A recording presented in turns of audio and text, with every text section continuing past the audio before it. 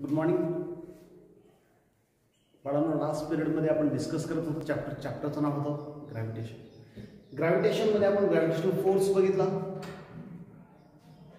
Law बघितला, Newton's law of gravitation, gravitational field, त्या फील्डची intensity काढली. प्रत्येक लेक्चरमध्ये पहिले 5 मिनिट आपण वेस्ट करतोय. वेस्ट इन द सेन्स आपण प्रत्येक लेक्चरला प्रिव्हियस लेक्चरचं रिवाइज करतो, जे गरजेचं पण आहे. आज आपण नेक्स्ट बीट शिकणार आहोत, ग्रॅव्हिटेशनल पोटेन्शियल. लास्ट लेक्चरमध्ये ग्रॅव्हिटेशनल फील्ड इंटेन्सिटी आपण फाइंड आउट केली की फील्ड काय आहे, फील्डची इंटेन्सिटी कशी कॅल्क्युलेट करतो. फोर्स पर युनिट मास असेल तर आपण इंटेन्सिटी असं म्हणतोय की आहे gravitational field intensity. Next heading आहे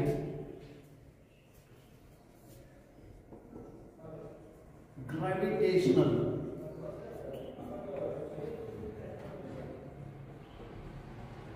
पोटेन्शियल.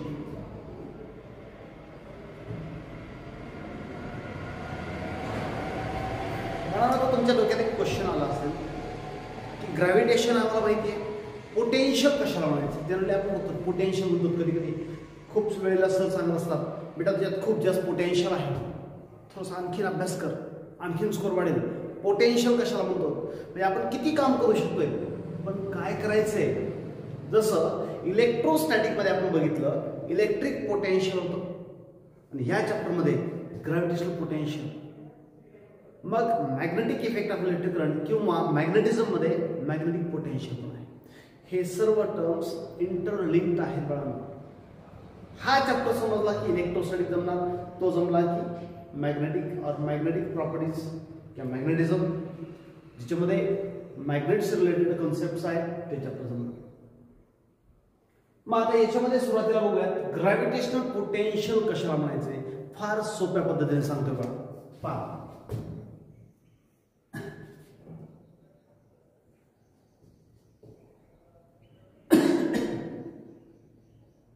एक बॉडी आहे ज्याचं मास m आहे किंवा मास m आहे, त्याला आपण अर्थ म्हणूया. तुम्हाला एखादी गोष्ट या P पॉइंट पासून इथपर्यंत आणायची, ठीक आहे. एक फिक्स पॉइंट माहिती आहे तुम्हाला, at what distance, x distance. एक अननोन डिस्टन्स x पासून इथून एखादा पॉइंट किंवा एखादी बॉडी, एखादी युनिट मास मला इथपर्यंत कॅरी करायचं आहे. इथपर्यंत आणण्यासाठी लागलेलं वर्क डन हे पोटेन्शियलच आहे. पण जर मला ऍट डिस्टन्स, हे असा डिस्टन्स आहे, हे डिस्टन्स किती आहे, इनफायनाइट आहे. किती आहे बेटा, इनफायनाइट. मला या पॉइंट पासून या पॉइंट पर्यंत एखाद्या कोणाला आणायचे, युनिट मासला आणायचं. त्याच्यासाठी लागलेलं वर्क डन म्हणजेच पोटेन्शियल असतं. काय असतं, पोटेन्शियल. मग याला मी असं सिंपल म्हणू शकतो का, work done required to bring the unit मास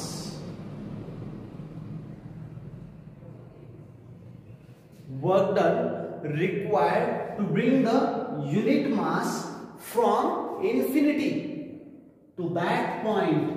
या पॉइंटला मला आणायचं. याच्यासाठी लागलेलं जे वर्क डन ते म्हणजे असतं तुमचं काय बेटा, पोटेन्शियल. मग हे कोणतं पोटेन्शियल आहे बेटा, जी पोटेन्शियल ग्रॅव्हिटेशनल पोटेन्शियल आहे. पहा, work done to bring a unit mass. फक्त शब्द लक्षात ठेवा बेटा, युनिट मास असेल ग्रॅव्हिटेशनल पोटेन्शियल असतं. पण जर माझ्याकडे असं असेल work done to bring a unit charge, मला एका युनिट चार्जला या पॉइंट पर्यंत किंवा एका ठराविक पॉइंट पासून इन्फिनिट पासून त्या पॉइंट पर्यंत इथून इथपर्यंत किंवा कुठून मला आणायचंय, इन्फायनाइट पासून त्या डिस्टन्स पासून आणायचं, इथपर्यंत आणायचं, एका फिक्स पॉइंट, स्पेसिफिक पॉइंट पर्यंत आणायचं. त्याच्यासाठी लागलेलं वर्क डन म्हणजे सुद्धा काय असतं बेटा, पोटेन्शियल. पण आणायचं कोणाला बेटा, इथं चार्जला, म्हणून याला नाव दिलं इलेक्ट्रिक पोटेन्शियल. पहा हे कशामध्ये बघतोय आपण? इलेक्ट्रोस्टॅटिक्स मध्ये. 12वीचा पहिला chapter electric charges and their field, त्यालाच नाव दिलं इलेक्ट्रोस्टॅटिक. त्याच्यामध्ये हाच कॉन्सेप्ट आहे इलेक्ट्रिक पोटेन्शियल. याच्यामध्ये कोणता आहे? Gravitational potential. त्याच्यामध्ये कोणाला आणायचंय? युनिट चार्जला आणायचंय. याच्यामध्ये कोणाला आणायचंय? युनिट मासला आणायचंय. टेस्ट चार्ज, इथं कोण आहे? टेस्ट चार्ज, इथं टेस्ट मास. ज्याचं मास पहा, हे जे मास आहे की नाही, हे the mass is a much much much less than the mass of that body. म्हणून याला टेस्ट चार्ज म्हणतात. सॉरी, टेस्ट मास म्हणतोय, याला टेस्ट चार्ज म्हणतात. मग इथं चार्ज आहे म्हणून इलेक्ट्रिक पोटेन्शियल आहे. मास असेल तर इथं ग्रॅव्हिटेशनल पोटेन्शियल असतं बेटा.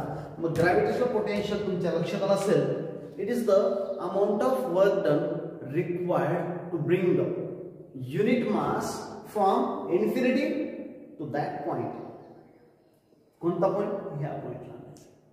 त्याच्यासाठी लागलेलं जे वर्क डन आहे त्या वर्क डनला आपण पोटेन्शियल. मग पहिला क्वेश्चन असा आहे की सर मला वर्क डनच माहित नाही. हे पोटेन्शियल आहे. ओके, पहिला पॉइंट आम्हाला क्लिअर झाला. कॉन्सेप्ट क्लिअर होते सर पोटेन्शियल कशाला म्हणायचं? पोटेन्शियल डिनोट करतो आपण V. Electric potential also denoted by V. Gravitational potential also denoted by V. It is always measured in terms of कशामध्ये मोजतात? वर्क डन बेटा जूल मध्ये आणि mass KG. Joule per KG आहे किंवा जूलला मी कसं लिहितो बेटा? Newton into metre. केजीला केजी. न्यूटनला कसं लिहितोय बेटा? पा KG into metre per second square. Metre आणि हे केजीला केजी. केजी केजी घेतलं याला असं लिहू शकतो metre square per second square लिहू शकतो का? मग it is always measured in terms of newton per KG और metre square per second square. Joule per KG. Joule per KG और metre square per second square. मग आता आमच्या लक्षात आलं सर SI युनिट काय? तेच जूल पर केजी और metre square per second square. व्यापक पण CGS युनिट काय असेल? अर्ग पर ग्राम और centimetre square per second square. Dimensions इथून नाही समजणार तुम्हाला, इथून तर जमतील. पहा जमलेत का? Dimensions of gravitational potential L raised to 2, M raised to 0, T raised to -2.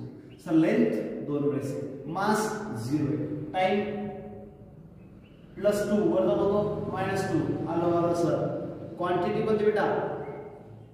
ही आहे स्केलर क्वांटिटी. पहिला पॉइंट डेफिनेशनचा किंवा त्याला आपण स्टेटमेंट म्हणू. आपण कॉन्सेप्ट काय आहे तो. जसं याला आपण gravitational potential is equal to work done by unit mass असंही लिहू शकतो. ग्रॅव्हिटेशनल पोटेन्शियल डिनोट करतो V न. हे work done by small m unit mass. हे ही लिहू शकतो. V is equal to W by m. हे झालं ग्रॅव्हिटेशनल पोटेन्शियल. पण सर मला ग्रॅव्हिटेशन चॅप्टरमध्ये ग्रॅव्हिटेशनल पोटेन्शियल कशा फॉर्ममध्ये असतं? ग्रॅव्हिटेशनल पोटेन्शियल म्हणजे मला काय करायचं पहा, या इथून युनिट मासला या डायरेक्शन आणायचंय. डायरेक्शन कोणती बेटा बघ कशी आहे, टुवर्ड्स द सेंटर, म्हणजे या जवळ येत आहे त्याच्यापेक्षा, आहे की. आणि पोटेन्शियल एनर्जी ऑलवेज कशामध्ये आहे? निगेटिव्ह मध्ये. ग्रॅव्हिटेशनल पोटेन्शियल सुद्धा कशात असणार आहे? मायनस मध्ये असतं. सर मायनस मध्ये का असतं? कारण या बॉडीचं किंवा ही जी बॉडी आपण इकडे ओढतोय किंवा याला जे आपण अट्रॅक्ट करतोय म्हणजे फोर्स ऑफ अट्रॅक्शन आहे. अट्रॅक्शन आहे म्हणजे याचं होणारं वर्क डन हे कसं आहे बेटा? निगेटिव्ह आहे. कसं आहे? निगेटिव्ह. आपण आता याच्या आधीच्या चॅप्टरमध्ये वर्क पॉवर एनर्जी मध्ये बघितलं वर्क डनचे किती टाइप्स असतात? 3. Positive work done, negative work done आणि 0. तर याच्यामध्ये होणारं वर्क डन हे कसं असतं? निगेटिव्ह असतं. म्हणून पोटेन्शियल कशामध्ये आहे बेटा? निगेटिव्ह मध्ये. Gravitational potential negative because work done is in negative. ठीक आहे. Very good. आता याला खूप छान पद्धतीने तुम्हाला सांगता येईल बाळांनो, पण त्याच्या आधी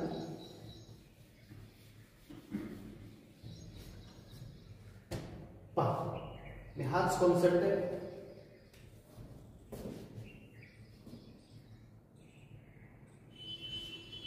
gravitational potential V is equal to W by mi. Okay. Potential is equal work done per unit mass. याच्यावर आपल्याला खूप सारे प्रॉब्लेम सॉल्व्ह करता येतात. हा कन्सेप्ट आहे. या कन्सेप्टला लक्षात ठेवायचं. बाबांनो ज्याला कन्सेप्ट नाही समजत आहे तर मॅथमॅटिकल कन्सेप्ट लक्षात ठेवायचं. Work done per unit mass potential आहे. Work done per unit charge पोटेन्शियलच आहे, पण याच्यामध्ये मास असेल तर ग्रॅव्हिटेशनल आहे आणि चार्ज असेल तर इलेक्ट्रिक पोटेन्शियल आहे. पाय बघ बाबा मग दुसरं वर्कडन आल्यानुसार वर्कडन आलं तर मग काय करायचंय बाबा? काहीच नाही करायचंय. वर्कडन बरोबर फोर्स इंटू डिस्प्लेसमेंट असतं. आता इथं होणार डिस्प्लेसमेंट काय का? एक्स म्हणूया. जर हे डिस्प्लेसमेंट किती आहे? एक्स. इफ इथून मला इथपर्यंत जायचंय, आता काही अमाऊंट ऑफ डिस्प्लेसमेंट घेतले मी dx.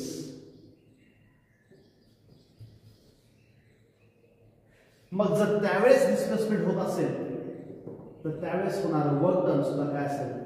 Change in work done बरोबर force into the displacement dx.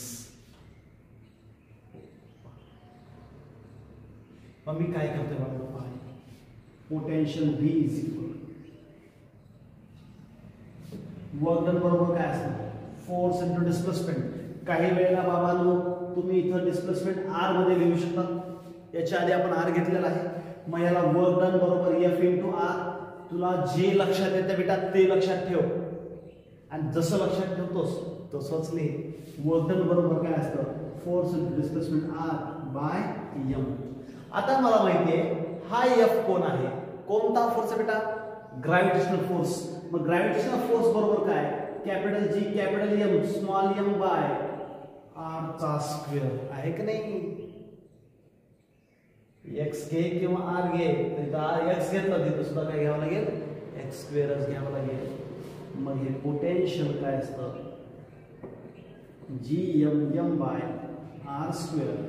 हे वर पण r आणि खाली m कटतोय का r कटतं?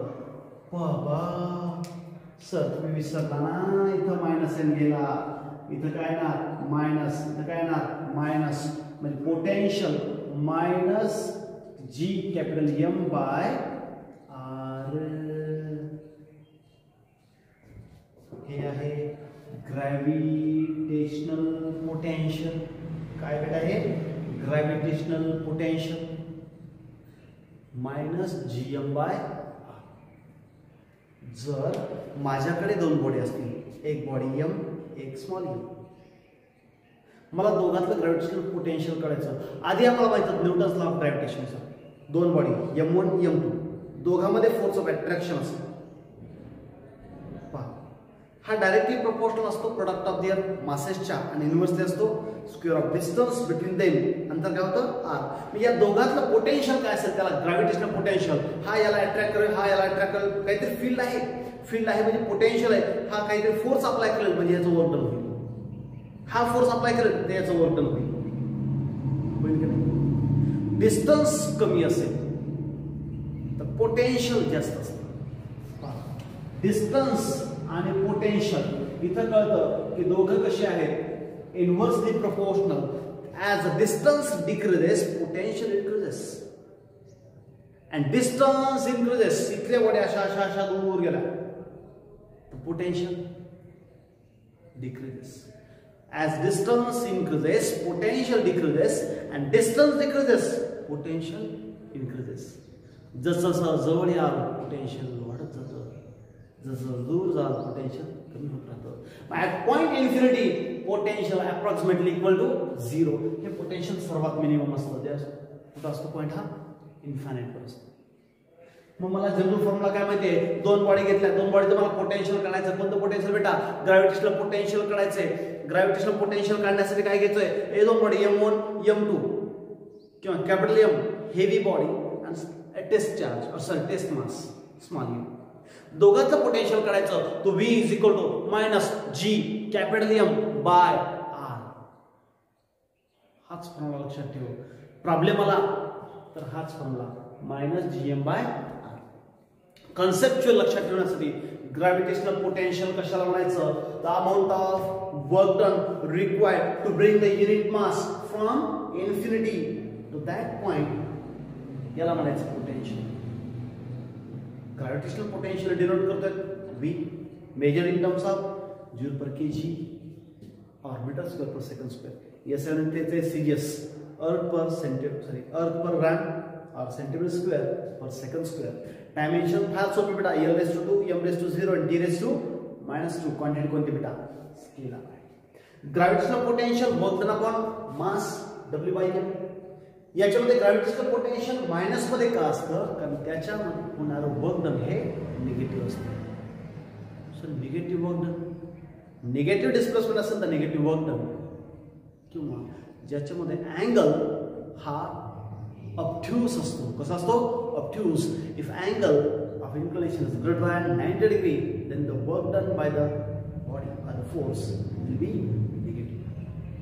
मग याच्यात होणारं वर्क डन निगेटिव्ह असतं. पोटेन्शियल कसं आहे निगेटिव्ह मध्ये, मग वर्क डन बरोबर फोर्स आणि डिस्प्लेसमेंट और x और dx, जे पाहिजे ते घेतलं. फोर्स ग्रॅव्हिटेशनल आहे F GMM by R square. R करतं MM करतं. फायनल आन्सर आला V is equal to minus GM by R. ही आहे ग्रॅव्हिटेशनल पोटेन्शियल. आता याच्यामध्ये बेटा केसेस आहेत, दोन कंडिशन. जर समजा माझ्याकडे एक सॉलिड स्फिअर आहे, सॉलिड स्फिअर इथं आहे, मला या P पॉइंटला जसं आपण इंटेन्सिटी काढली तसं P पॉइंटला पोटेन्शियल काढायचं.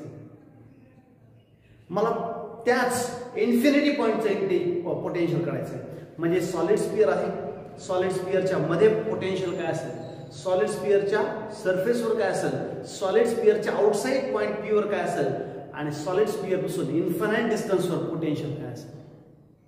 पहा, ग्रॅव्हिटेशनल पोटेन्शियल कॅल्क्युलेट करायचे कशासाठी. पहिली केस सॉलिड स्फिअर. त्या सॉलिड स्फिअर मध्ये if the point will be inside the sphere, पहिली केस. दुसरी काय येणार आहे, त्या स्फिअरच्या मध्ये झालं, त्या स्फिअरच्या सरफेसवर, म्हणजे काय येणार इथं छोट्या आरच्या ऐवजी काय येणार, सरफेस म्हणलं की कॅपिटल आर आहे की नाही. पुन्हा सरफेसच्या बाहेर P पॉइंट घेतला, पुन्हा स्मॉल आर, इन्फिनिटी पर्यंत घेतलं तर अप्रॉक्सिमेटली काय येतं 0. मग सर्वात जास्त पोटेन्शियल कुठं असतं, जिथं सर्वात कमी डिस्टन्स आहे. आता सांगा आठवत नाही, सांगितलं याच्या आधीच, डिस्टन्स कमी पोटेन्शियल जास्त, म्हणजे सॉलिड स्फिअरच्या सेंटरला सर्वात जास्त पोटेन्शियल असतं. लक्षात ठेवायचं, at the centre of solid sphere the potential will be maximum. हे झालं सॉलिड स्फिअरसाठी. आता स्पेरिकल शेल असेल त्याच्यासाठी काय असतं, आउटसाइड म्हणाल स्पेरिकल शेलच्या सरफेसवर एवढंच असतं GM बाय कॅपिटल आर, त्याच्या आउटसाइडला तेच असतं GM बाय स्मॉल आर. पण मध्ये जाताना मात्र कबलिंग चेंज होतीये, मध्ये व्हेरिएशन असतं. थिकनेस आहे, स्पेरिकल शेल असेल वेगळं येतं, सॉलिड स्पिअरला वेगळं येतं. ते काय असतं ते लगेच बघूयात. हे आधी एकदा समजून घ्या, नोट डाऊन करा, पटकन लिहून घ्यायचे. याच्यावरच्या 2 केसेस घेणार आहे.